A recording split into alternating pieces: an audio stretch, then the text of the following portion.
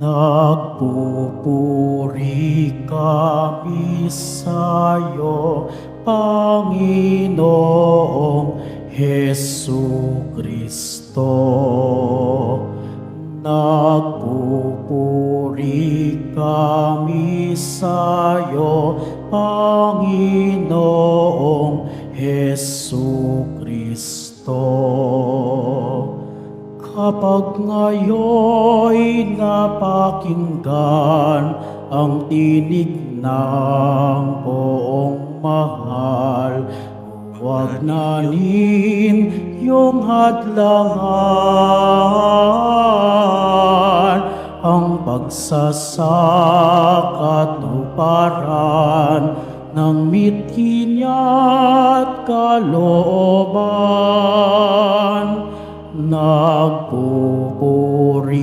kami sa'yo, Panginoong Hesukristo. Sumainyo ang Panginoon. At sumaiyo rin. Ang mabuting balita ng Panginoon ayon kay San Mateo. Papuri sa iyo, Panginoon. Noong panahong iyon, sinabi ni Jesus sa kaniyang mga alagad, "Pag-ingatan ninyo na huwag maging pakitang tao lamang ang paggawa ninyo ng mabuti. Kapag ganyan ang ginawa ninyo, wala kayong matatamong gantimpala buhat sa inyong amang nasa langit. Kaya nga, kapag naglilimos ka, huwag mo nang ipagmakaingay ito, katulad ng ginagawa ng mga mapag-imbabaw doon sa sinagoga at sa mga nasa lansangan. Ginagawa nila ito upang purihin sila ng mga tao. Sinasabi ko sa inyo, tinanggap na nila ang kanilang gantimpala. Ngunit kung maglilimos ka, huwag mo nang ipaalam ito kahit sa iyong pinakamatalik na kaibigan, upang malihim ang paglilimos. At kapag nananalangin ka, huwag kayong tumulad sa mga mapag-imbabaw. Mahilig silang manalangin ng patayo sa mga sinagoga at sa mga panulukang daan upang makita ng mga tao. Sinasabi ko sa inyo, tinanggap na nila ang kanilang gantimpala. Ngunit kapag mananalangin ka, pumasok ka sa iyong silid at isara mo ang pinto. Saka ka manalangin sa iyong amang hindi mo nakikita at gagantihan ka ng iyong amang nakakakita ng kabutihang ginagawa mo ng lihim. Kapag nag-aayuno kayo, huwag kayong magmukhang malungkot tulad ng mga mapag-imbabaw. Hindi sila nag-aayos upang malaman ng mga tao na sila ay nag-aayuno. Sinasabi ko sa inyo, tinanggap na nila ang kanilang gantimpala. Kapag ikaw ay nag-aayuno, mag-ayos ka ng buhok at maghilamos upang wag mapansin ng mga tao na nag-aayuno ka at ang iyong amang hindi mo nakikita, ang siya lamang nakakaalam nito. Siya na nakakakita ng kabutihang ginagawa mo ng lihim, ang gaganti sa iyo." Ang mabuting balita ng Panginoon. Pinupuri ka namin, Panginoong Hesukristo. Magsiupo muna ang lahat. Magandang umaga po sa inyong lahat, mga kapatid kay Kristo. Sa lahat po ng ating mga taga-subaybay sa iba't ibang online platforms at sa lahat ng ating mga kadiboto sa iba't ibang panig ng Pilipinas at maging sa buong mundo kung saan tayo ay naaabot ngayon ng ating live streaming. Mapayapang umaga din po sa inyong lahat. Mga kapatid kay Kristo at mga kadiboto, malugod po namin kayong tinatanggap sa Basilica Minor at Pambansang Dambana ni Jesus Nazareno. Sa kalendaryo po ng ating simbahan ay sinisimula natin ngayong araw ang panahon ng Kwaresma, ang 40 araw na paghahanda para sa Pasko ng muling pagkabuhay. Sa pagdiriwang natin ng banal na misa sa araw na ito, binabasbasan at pinapahiran tayo ng abo sa noo. Taglay ang pananalitang, magbagong buhay ka at sa mabuting balita sumampalataya. O kaya naman, alalahanin mong abo ang iyong pinanggalingan at sa abo rin, sa wakas, ang iyong babalikan. Ito ay nagpapaalala sa ating mga kahinaan at sa ating pagiging makasalanan bilang mga tao. Ang paalala na ito ay talagang napakahalaga dahil inaanyayahan tayo nitong tanggapin ang biyaya ng pagsisisi at paghingi ng kapatawaran sa Diyos para sa ating mga kasalanan. Sa pag-amin at pagtanggap na tayong lahat ay makasalanan, tayo ay nagpapakumbaba sa harap ng Diyos at sa ating kapwa. Dito, kinikilala natin ang ating kabiguan. Sinisikap nating maging mas mabuti. Pinaglalabanan natin ang mga tukso upang mas mapalalim natin ang ating espiritual na buhay. Ang panahon po ng Kwaresma ay nagtuturo sa atin ng 3 mabubuti at mabibisang paraan upang lalo tayong umunlad sa ating kabanalan at gumawa ng mga gawaing pagsisisi. Unang-una, panalangin. Ikalawa, pag-aayuno. At ikatlo, pagkakawang gawa. In English, prayer, fasting, and almsgiving. Sa panalangin, tayo ay lumalapit sa Diyos upang sundin ang Kanyang kalooban sa bawat yugto ng ating buhay. Sa pag-aayuno, dinidisiplina natin ang ating laman o pisikal na kaanyuan at sinusunod natin ang Espiritu ng Diyos. Sa pagkakawang gawa, ipinapakita natin ang pagmamahal at pakikiramay sa ating kapwa.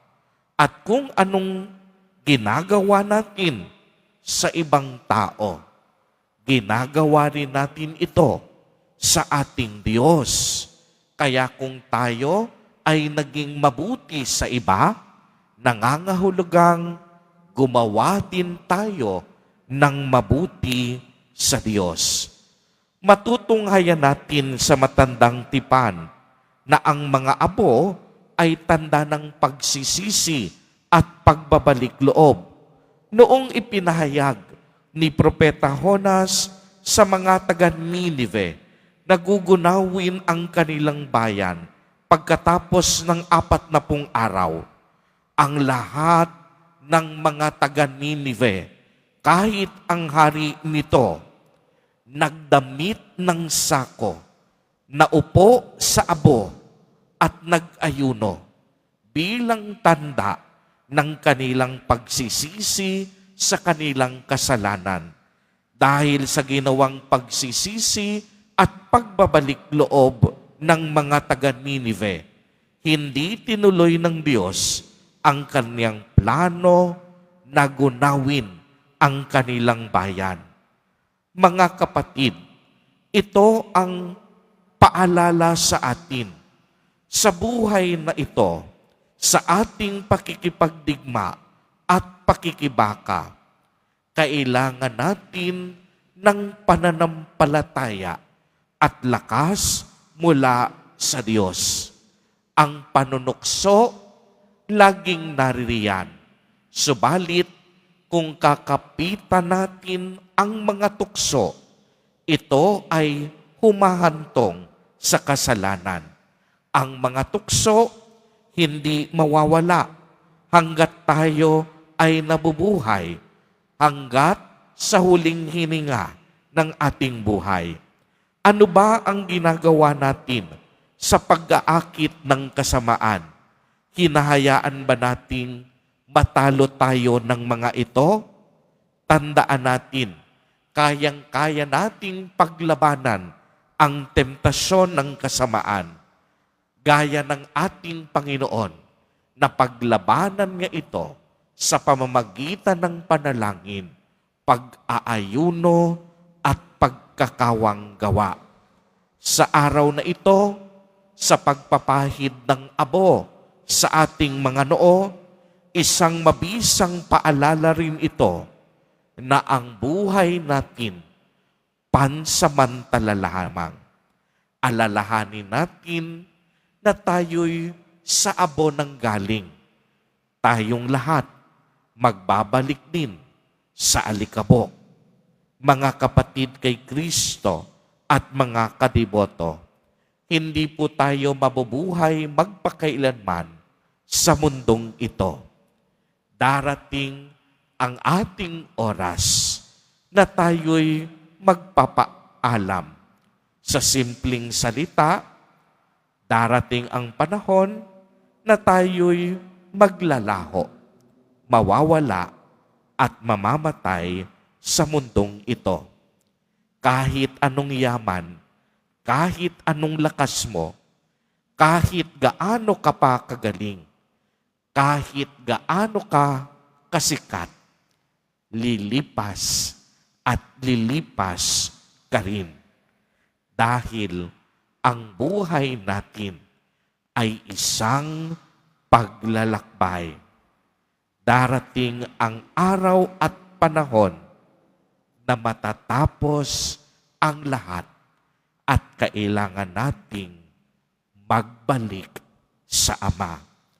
Kaya nga tuwing Kwaresma, lagi kong naaalala yung kanta ni Rico J. Puno na Pinamagatang Lupa. Napakaganda ng lyrics na ito. Ang sinabi dito, nagmula sa lupa, magbabalik na kusa, ang buhay mong sa lupa nagmula. Bago mo linisin ang dungis ng iyong kapwa, hugasan mo muna ang mga putik sa iyong mukha. Kung ano ang hindi mo gusto, wag na wag mong gagawin sa iba. Kung ano ang iyong inutang, ay siya ring kabayaran. Sa mundo ang buhay ay mayroong hangganan. Dahil tayo ay lupa lamang. Kaya't pilitin mo na ikaw ay magbago. Habang may panahon, ikaw ay magbago. Pagmamahal sa kapwa ang isipin mo. Sa mundo ang buhay ay mayroong hangganan. Dahil tayo ay lupa lamang. Sa mundo ang buhay ay mayroong hangganan. Muli, dahil tayo ay lupa lamang. Mga kapatid kay Kristo, gaya ng sinasabi sa kanta, ngayong nasa panahon tayo ng Kwaresma, pilitin natin ang magbago. Kung mahal natin si Jesus Nazareno, dapat makita ang mabuti at magandang pagbabago sa ating buhay. Tandaan natin, ang buhay natin panandalian lamang, sapagkat tayong lahat lupa lamang at tayong lahat magbabalik sa Ama.